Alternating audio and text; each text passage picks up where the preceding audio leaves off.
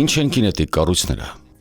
Կինետիկ կառույցները կարող են տեղաշարժել իրենց կառուցվածքի մասերը, իրենց տեսքը փոխելու, օգտագործելի տարբեր տարածքներ ստեղծելու կամ շրջակա միջավայրի պայմաններին արձագանքելու համար։ Տեխնիկապես սա մի հասկացություն է, որը եղել է դարեր շարունակ, սկսած կամուրջներից, որոնք կարող են բացվել թույլ տալով նավերին անցնել, մինչև ամրոցներում հայտնված առաջին շարժական կամուրջները։ Բայց հիմա 21-րդ դարում մեխանիկայի, բնապահպանական համակարգերի եւ ռոբոտաշինության առաջընթացը նոր սահմաններ է բացում։ Աբու Դաբիի Ալ-Բահար աշտարակներն ունեն զգայուն ճակատներ, որոնք ապակեպատ տարածքները պաշտպանում են արևի պայծառ լույսից։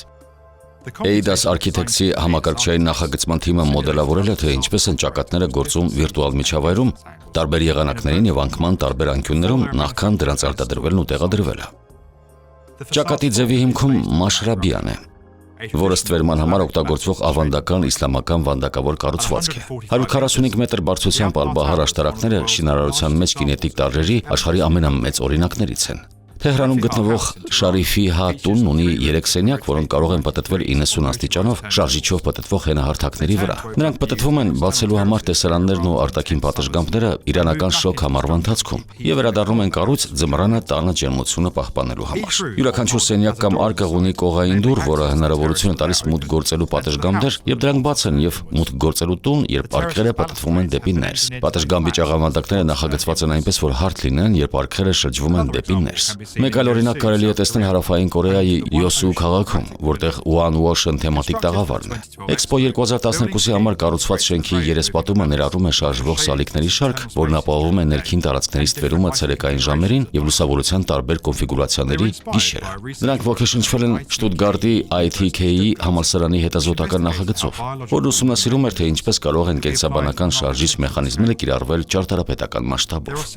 Կան նաեւ մի քանի եվրոպական օրինակներ։ Հարավային Դանիայի համալսարանի նոր ուսանողական քաղաքը Քոլդինգում պատված է ավելի քան 1600 ծակոտկեն փեղկերով։